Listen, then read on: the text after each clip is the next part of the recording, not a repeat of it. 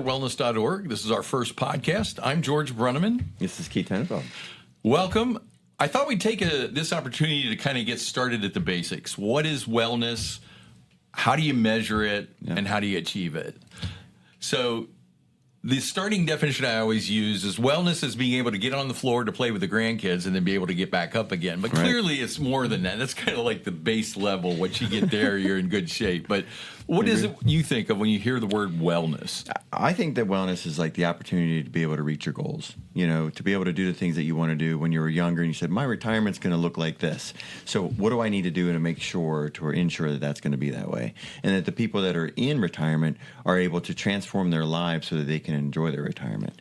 It's kind of a long-term goal. People have short-term goals, obviously, as well. But I think the short-term goals will always reach your long-term goals. Well, and in the current situation in the health industry, the bigger definition now seems to be the lack of chronic illness. So high blood pressure, type 2 diabetes, Alzheimer's, dementia, they're all on just phenomenally increasing rates. Some of the charts that show from 1990, the number of people who have these diseases is 8, 10, 12 times more than what it was just 1990. So wellness is now, how do I prevent myself from getting a heart attack, high blood pressure, and all this? So when you think of wellness in those terms, you've always had this top 10 list, I call it, of the different dimensions of what is wellness and how you achieve it. So I thought we'd go through that list. Good. So number one is food. So how is it that food is such a huge deal? Food can be your medicine or it can be your poison. And often a lot of people are told when they're younger that, especially depending on what year you were born, what food is good for you, what food is not, what food is acceptable. And just because it's on the shelf doesn't mean it's necessarily even things that you should be buying. And I think we have to overcome first that obstacle of what is healthy food. And what I like to talk to my customers about is that, does your food contain vitality? Meaning if you were to go and have a garden and you were to pick that lettuce right out of there, rinse it off and eat it, that's the highest amount of vitality or nutrition you could possibly get from that particular item. Whereas you go and you're going through the Little Debbie aisle and you grab that pack that's been on the shelf for, maybe even a year and it's got all these ingredients. What is the vitality in that particular fruit or vegetable or now this particular dessert, if you will, that gives you the energy that you need to live?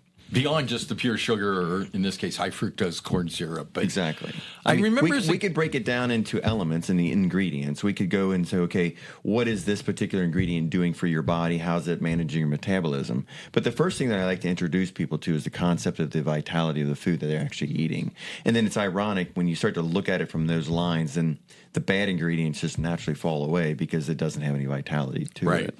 So it's simple. That's kind of usually the first simple approach I get with that. Well, and if you think about it, when I was a kid back in the 60s, we spent a lot of time in what's now called the cake and spices aisle. So you'd get your flour, your sugar, and you made everything. Now you spend all your time in the box aisle where you pick up the cheese macaroni that doesn't have any vitality at all. It's basically cardboard and yellow dye. Right. It's that our whole society can fall into some bad habits, and now it's our opportunity to get into the good habits. So number 2 on the list is hydration. How much you drink, and I assume you're meaning water. Correct, and not just water. Tap water, for instance. I can only imagine if we were to really get a public informatory board on what's in your public water. Everybody comes out and says, okay, listen, in Harrison water looks like this, blah, blah, blah, and really go down the line, much what they did for, what was that in Michigan? When they had the water travel. Yeah. Anyhow, I can't remember the name of it, but that's probably happening on a national, global level, and we need to stop doing just tap water. We need to start filtering our water if it's a tap source. A lot of people have opinions about all kinds of different waters. Bottled water is not a very good thing, especially the smaller bottles with this plastic that's constantly being remade, and then you're dumping water into it and it's leaching into your water. And then that estrogen is robbing most people of testosterone, which is causing a whole landslide of problems, and we could get into that on a later podcast. So water is not water, and I think Right. I told you the story. We finally put a filter on our water system that we use for the refrigerator for ice and coffee and all that, and the taste was incredible after that. Once the fluoride, the chlorine are out, it tasted wonderful.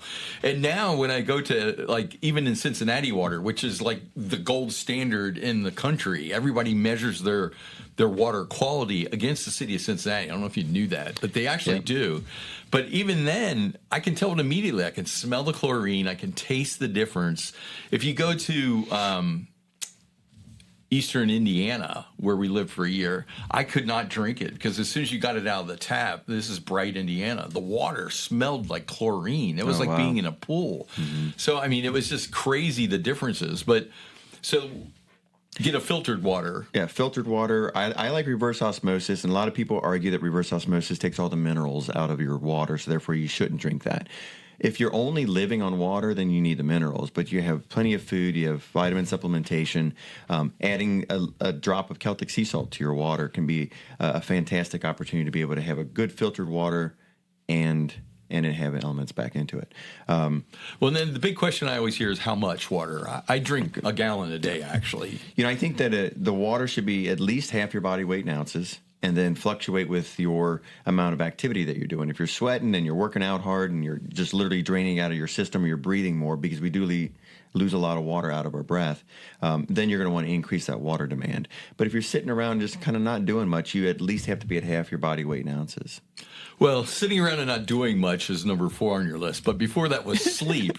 What is the effect of sleep? And you're talking to someone that has never slept soundly in his life. Sleep is where you get your restoration. It gets where your cells will have been broken down throughout the day and they begin to rebuild. And without sleep, number one, you can't rebuild good cellular activity. You can't process your day's mental thoughts, and you kind of walk to your next day with disorganization, both in your body's ability to rehab itself and your mental thoughts. So sleep is very, very essential, and it's one of those fantastic things to say. If you're not sleeping, you're automatically going to reduce your aging as far as long as you live, your longevity.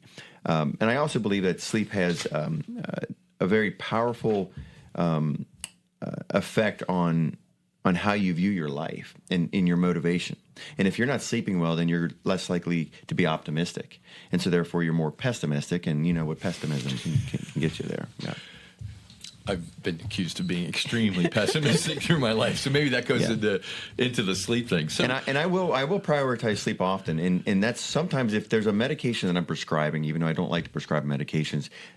When everybody's tried everything, they tried the melatonin, they tried the magnesium, and every day I still look for better sleep options for natural medicines. I will say, listen, you're all imbalanced here, and your sleeping is poor. Let's do something that at least get you some sleep. Yeah, medication is not the right way to go always, but the side effect of not sleeping is probably more detrimental than some of the sleep medications that I have access to. Well, and we'll get into that. There are certainly in each one of these topics a lot of details. So I think we'll spend some time in the future going through these in details. So number 4 on your list was the don't sit around and do nothing. Right, the exercise. Motion. Yep. Exercise. It is probably the single most indicator that can produce a quality and quantity of life. There's measurements that says that the size of muscle mass in your thigh equals the longevity of your life. Recently, Joe Rogan talked a lot about how building a structure of muscle around you will give you the necessity in life to be able to go through life when you're older. You're going to be able to lift that luggage up into the airplane, and to be able to not fall when you're going up the steps, and all those and very important things. And it's very true. And if you look, I believe that there's a strong trend for older people to begin to get strong, to get physically fit, go through proper, training, and having that personal trainer that's going to meet those goals and probably exceed those goals. I was at the gym the other day, and there was this lady who was almost 70 years old. And at the age of 58, she won a professional bodybuilding contest. Oh, wow. At the age of 58. And so it just tells you that just because you are seeing people around you and, they're getting old, so I probably should equate myself with that. No. Reach out of the abnormalities that you're used to, and become the best version that you possibly can imagine for yourself. And exercise is the best way to do it. And don't sit down. If you have the opportunity to sit down, it should be restorative. maybe reading a book or whatever it might be. But otherwise, try to get moving, stay active, and build the muscle groups that you know that you need. So the guy that wrote the book, The Primal Blueprint, also has written a book now, Walk to Live or something like that. And his thing is just move. Go play with the kids. Go play basketball. Just make sure you're moving, so that you're not just sitting in the chair watching reruns of Yellowstone all day. That's right. TV. I would really like to know a strong study of the invention of the TV and what's that done for just chronic disease. That would be interesting. Yeah. So we were just commenting to our daughter yesterday, the idea that, when we were kids, you had to wait to the summer if you missed an episode to watch the reruns. There was no such thing as a recorder or streaming or any of that. Right. But you're right. I mean, we would come in to watch the 2 hours of whatever and then go back outside and play again. Mm-hmm. Whereas now, the 5-year-old comes into the house and wants to turn the TV on, and we watch Bluey for the next 4 hours, and that just seems crazy. And there's been a dramatic change. You see kids on their cell phones, you see kids on video games. Parents are often so busy that they're like, fine, do whatever you want, and when the weather gets bad. But I don't remember that when I was a kid. When I was a kid, I remember stomping through snow all the time, riding my bikes up and down the street, and, playing. And, right. And so... We just knew to be home by dark. Right. So the next one is relationships, the idea of, I guess, your interpersonal stuff. Right. Where I think relationships reflect a lot about, your daily livings. And if you're being exposed to a great, wonderful, supportive relationship, then you're more likely to grow in union with each other. You support your spouse supports you, and you're encouraged by that every single day, and allows you to think optimistically and grow. If you have a relationship that's toxic, it can be the exact opposite. It can rob you of that energy. In my practice, I hear a lot of both. I hear people who have great relationships and are doing wonderful things together, and they're traveling, and that can be profoundly enjoying, and that's a sign of wellness to me. But if you're in a very toxic or abusive relationship, then that can rob you of your daily outlook. You will not want to go out, or if someone's controlling you and you can't go out, to maybe go to the gym to exercise, or even change the idea of, hey, honey, I know that you like to eat this, but this will be healthier. I don't want that. You're going to cook what I want. And so I think relationships are very, very powerful when it comes to wellness and health. Interesting. So next on the list was supplements. Yeah. And that is a market that has been huge forever. How do you know good ones, bad ones? What are the ones that are key that you use a lot? Yeah, that's a good point. There's many different brands out there, and people often ask me, that's probably one of the most frequent questions I get about supplements. Which brand should I use? And, with different buyouts, people, I think, was it Nestle bought Pure Encapsulated, so everybody has their reservations about that. I think the most thing is to do your research, to number one, to read the reviews to find out which ones people are not having side effects to, or they get benefit from. The Now brand seems to be a good brand because the price is low, but the quality is decent. We have a orthomolecular brand that is made in the USA, and they don't bring anything in from other countries, but unless they're necessary, like Chinese herbs come from China mentality. But then you're also paying a high price for them there too. So what are the key supplements? I know one of them you're big on is nattokinase. Right. Nattokinase has its unique tool. I do like nattokinase for the fact that it is the only supplement that can possibly reverse cardiovascular and atherosclerotic disease. It's been shown to reduce fibrin, and there's research behind nattokinase, along with lumbrokinase and serrapeptase. I think if you're going to say, well, where should I start? Number one, you need to be on a methylated multivitamin, and we'll talk about that later. But methylated is very, very important. A good quality multivitamin with preferably antioxidation, so you can get that all in one usually. So you'll look for things that have things like resveratrol. And then there's other ones, omega-3. Everybody needs an omega-3 fatty acid. And it helps lower cholesterol and triglycerides. It helps promote brain health when we all need that. And the other one is some more than others. Right. And the other one that is based on your geographic, and that is vitamin D. If you're living in the tip of Florida, you probably don't need vitamin D. But as we move up across the curved the earth, last 4 months here in Cincinnati, where there's no sun at all, right, you're going to get this deflection from the sun. It bounces off the earth, and you're not going to be getting that direct impact of the sun, and unless you're out in midday. And so those people who live north or extremely south of the equator definitely need vitamin D. Vitamin D is essential for many facets, including cholesterol production or processing, including mental health, including skin health, including immune systems. And people who often have autoimmune disorders, getting that vitamin D level can dramatically reduce your symptoms of autoimmunity. I can see it's going to take quite a while to go through the supplement category. There's a lot of stuff out there, but you're saying it is worthwhile. My instinct was always I shouldn't be taking supplements. It means I'm doing something else wrong. Is that the way to look at it, or is it most people need it? Like D3 you can't get if the sun's not shining. Correct. And I think that, the basics of the methylated multivitamin with antioxidants, the omega-3 and the vitamin D are baseline must-haves. The other ones are titrating to your particular condition or desires. Some people want to do creatine if they're working out, and creatine is a supplement that they're not just for bodybuilders. It actually helps promote brain health. There's other supplements, depending on what your goals are, that's where you get to have the opportunity to have a good conversation with a functional person, that can say, well, what are you looking for? What are your goals? You having a lot of inflammation. Okay, let's do turmeric. Okay, how do you do turmeric? What's the best way to do turmeric? Those conversations are pertinent, so you're just not buying, a supplement. And I really... Sometimes when people come in with their buckets full of supplements, I say, we need to stop. And I start to pull them out, and I look at the ingredients, and I organize them, and I say, okay, these go in the garbage. These you can do as needed, and these I want you to do every day. And I think I think just like big pharma, there can be big supplement. And so I would encourage you not to waste your money and do a little quality research before and find someone that can help you with it. Yeah, that can be helpful. Yeah, and there's a lot of people who know a lot of supplements. I mean, there really are. I do also know that there's this trend where people will. You go to, say, a chiropractor or other providers, and they will slap their own label on some of the standard multivitamins and raise the price up. And Wow. they're allowed to do that.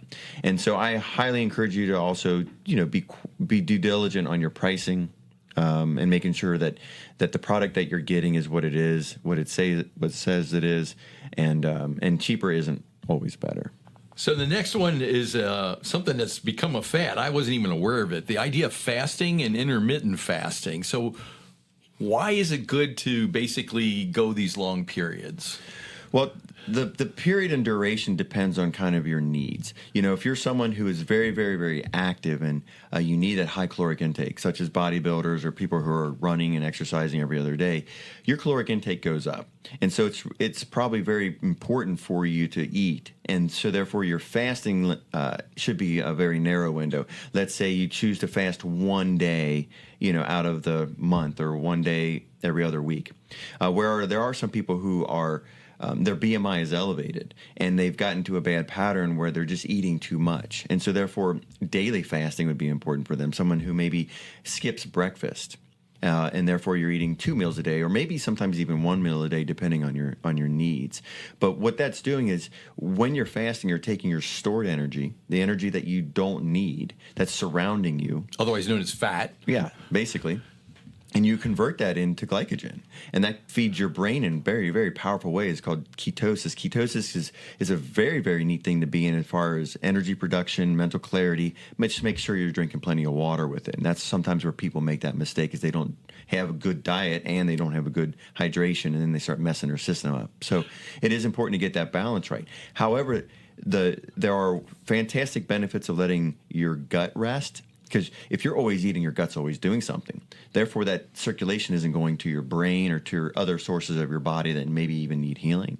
And I encourage that people, when they are fasting, if you can, to do a long durational fast. They say that 96 hours of fasting can cure a lot of cancers. Wow. And some people have even fasted for 30 to 40 days, just biblically speaking, and have had wonderful effects. I've seen people who have had fatty liver disease who have done significant fasting, and their fatty liver disease goes away when, once they were told by their primary care doctor, there's not much you can do about it. Well, and there's a lot of interactions here. So I've heard that fatty liver disease is basically high fructose corn syrup. because the liver's the only place that can process it. And so you're eating all of this crap. The only place it can go is the liver. And now you've got kids that are getting cirrhosis of the liver, but they can't call it that because there's no alcohol involved. Right. So they call it fatty liver disease. But a lot of these seem to interact. So like you talk about ketosis. Well, that goes to your nutrition. You talk about fasting. And one of the things we noticed by going on a keto diet is I'm just not hungry anymore.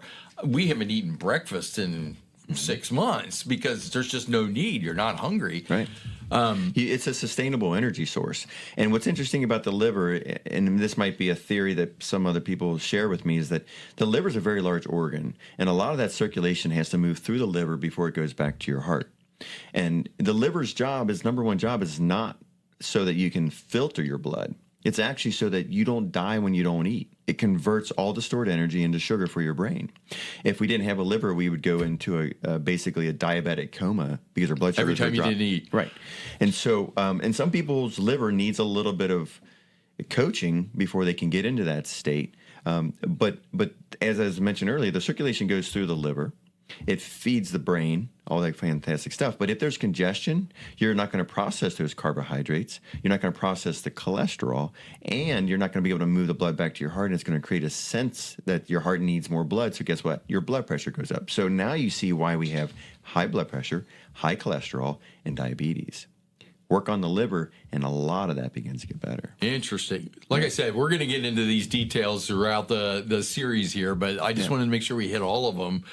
So after fasting, we've got detox. Now, detox to me seems to be one of those things to sell new gadgets and new chemicals. Everybody seems to have their own detox. So what do you mean when you say detox, and what do you do to do it? So our bodies are being exposed to toxic things throughout our day, even if we were trying to be as pure as we can. We've got radiation and air quality and all these things that our body needs to process. And as we get older, we have a harder time processing oxidative stress. And so the question is where's your toxic burden? What are you being exposed to on a daily basis? And how are you detoxing? Some people who are sweating and exercising and they're sweating it out, they're probably doing a pretty good job, and they're drinking plenty of water, and therefore they're peeing it out. So sweat is a detox. Sweat is an excellent detox. And that's why the sauna therapies are very, very important. Sauna therapies can give you the opportunity because your surface area of your skin is like enormous. And if you can sweat through every single pore through a sauna type therapy or exercise, then you're actually ridding your body of that oxidative stress and those toxins. And so your body can heal better and have a better cellular turnover because they're not being exposed to these free radicals. And as aging comes, those free radicals also come. So it's important as we get older to maintain more of a focus on detoxification. And there's also supplements that you can take that can also help in aid detoxification. Okay, and that's what I think of when I see the word detox. Everybody's got the pill you take twice a day and it'll detox you. And do those work? There's some very good quality evidence behind a lot of that. Okay. Resveratrol, green tea is another one, NAC and quercetin. Those can be very, very good assistants in detoxifying. And there's a lot of other detoxifiers. Blueberries, another fantastic one. Really? Yeah. I'm always interested in the ones that are closest to nature. Right. The closer you get to the ground, the better you are. Right. Is that a good accurate? That's a great way to look at it. Okay. I love that one, yeah. Social influence. Now, this is the one that, as soon as you say those two words, I think of teenagers. So is this that interaction between peer-to-peer, or what do you mean when you say social influence on your wellness? I think the main thing is you can use anything for good or bad. And I think it's important that when you're going through your threads or whatever you're following, that you're following good social influencers that are designed to motivate you and to get you moving in the right direction. A lot of people might be scroll doomers or doom scrollers, whatever they call them, and they're not really surrounding themselves with positive energy. And so social influencers can influence, obviously, your mindset. And I think it's important that you pick up a few ones, like Gary Brecka is a good one, Mel Robbins is another one. There's plenty out there. Dr. Berg is another one. The list goes on. But my point being is that if you need that coaching in your corner and you are using social media, I think it's important to use that social media as a health aid. As opposed to just going down a rabbit hole that makes you feel worse and worse the more you go into it. So that's what you were meaning by social influence. Yeah. It's who you read, how you follow, and what you do with that information. And I guess also, let's talk about sociological, like observations. You know, you go through your store and you see people, and you see an average amount of people that have a certain average amount of BMI.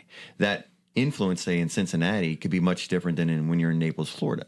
You know, the beach body mentality versus the, you know, middle central states of agriculture beach bodies, or no, sorry, not beach bodies, but farm bodies. Farm bodies. And so you have this kind of influence around you and say, well, am I a part of that norm? And a lot of people like to be a part of that norm. What does it look like for my neighbors to look like, you know, and the Jonesing effect, I guess. And so I think it's important for you to maybe be a leader in your Jones effect. You be the person who people should be following, you should be able to be influencing other people's bad behaviors into good behaviors. And so I think you have the ability to say, listen, I'm aware of my surroundings. Just because I'm around these people doesn't mean I need to always look like these people. In fact, I'm going to start looking better and influence the norm. I'm going to move that mark up so that people all start to get better. Yeah, that was one of the things when I started traveling for business. I would fly to California. It's like, these people are definitely skinnier than the people in Ohio. Mm-hmm. And I also noticed over time that effect was not as dramatic anymore. If you go to California now, it's like, yeah, there are little, but you know, the obesity epidemic is definitely spread to California and everywhere else. And then you just ask yourself then, okay, well, how is United States then different than the nucleuses of Korea or Japan or, you know, some of these other very strong health nutted places? The Philippines, you know, they're on a fish diet, and I think though the more McDonald's gets to these countries, the more we're seeing a global decline in the BMI. So you measure wellness by the density of McDonald's and Dunkin' Donuts. Is that it? There you go. We should do a study on that one. That'd be good. I'm going to mark that down. So the last on your list is what I can't even pretend to pronounce, the MTHFR. I've never heard of that. So what is MTHFR and why is it so important? Methyltetrahydrofolate reductase is a Gesundheit. Exactly. Is a growing emergence thanks to Gary Brecka and others who have really brought to light something that the science world or the medical community says, well, we really don't understand it, so we're not going to talk about it. And it's phenomenal to think. And when I first heard about this, they said that 5 to 10% of the people have MTHFR. So I started looking into this, and a lot of people, because of other social influencers, came to me and wanting testing. And so we started doing this testing, and I found that almost 80% of people have some variant of the MTHFR gene. And what that means is that you are unable to methylate your most important elements of the Krebs cycle for energy production, including folate. And you'll often see, and I encourage all the people that are listening to look at their multivitamin and look for folate. And if it says folate as folic acid, I encourage you to throw it away, because it's a very cheap form of folate. People can mass produce it, and they throw it into these bottles, and people are taking it. But that folic acid can actually cause damage. It causes an increase in the oxidative stress and free radicals that we spoke of earlier. Not to mention, you're not getting the necessary elements or the keys to turn on the energy units to get into your cell. And so as you get older, your cellular regeneration decreases and your oxidative stress goes up naturally. But if you have MTHFR, then it really accelerates that. Exactly. And that's why I think a lot of people in their mid-30s and 40s begin to start to feel terrible and fatigued, because they probably have this MTHFR gene, and it's not allowing them to recoup the energy that they need. And I've seen people also with MTHFR, their homocysteine levels can go up.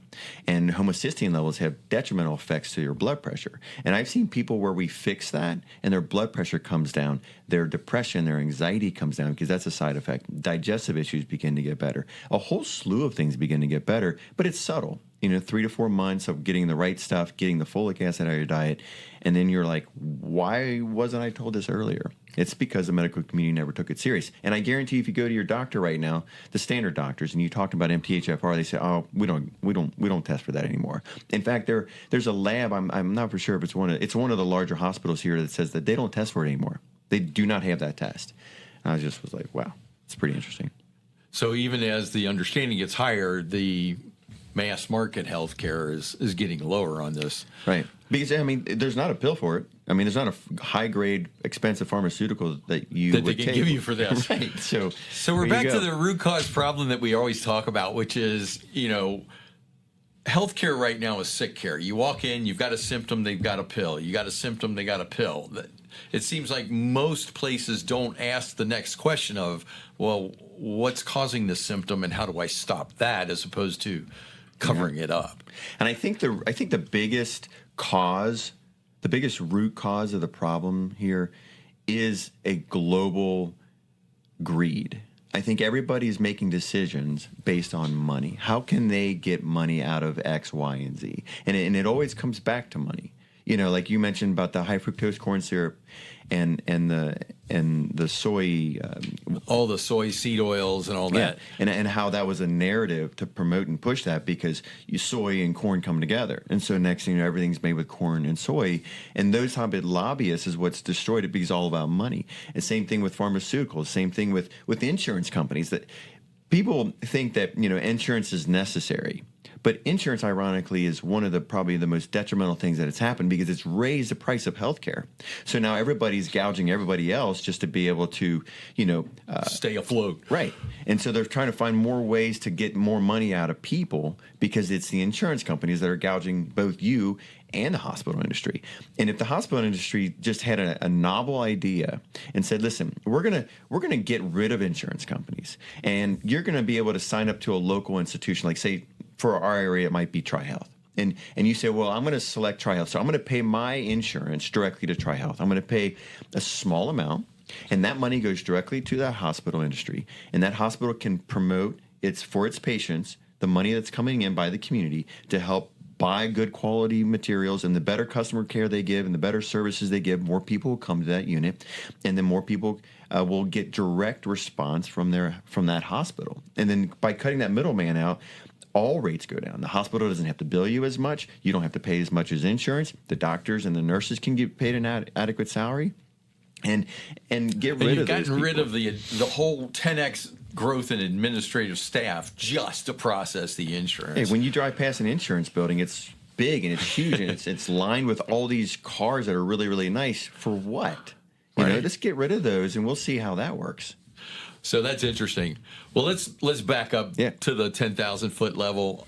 So intentionally on the website, we boiled this list down to three things: knowledge, true nutrition, and movement. Yeah. Those seem to be the way to summarize this. Does that the idea that you need to understand your health, your wellness, you need to understand what is the cause and effect. You need to pay attention to nutrition, which is what you eat and the supplements you take, and you need to be moving around. It's the exercise, it's the sleep. All of those things kind of go together. If you had one word of advice or a way to summarize that approach, what would it be? I would say that follow your gut instinct. Odds are you know what you need to do for your own health and wellness. It's one of those things, you just got to do it. You just do it. And, you know, I admire everything that you brought to the table. You've read many, many books. You're redoing your health. You and your wife are really taking that opportunity to be the best versions of yourself. And I think that's what we all should be doing, is trying to be the best versions of ourselves. And what does that mean? What roadblocks do we need to overcome to be the best version of ourselves, and just start checking them off? So it's focused on what you can do for yourself as opposed to looking for something outside. Right. Excellent. We're going to end on that for today. I thank you so much for paying attention, for listening. You can get all of the information on this at our website, restorewellness.org. If you got any questions, send us an email. We'll answer your questions at info@restorewellness.org, or give us a phone call or text at 513-400-4228. We'll cover these things in detail as we get through this. So thank you for listening. Thanks, Keith. George, thank you. We'll be back.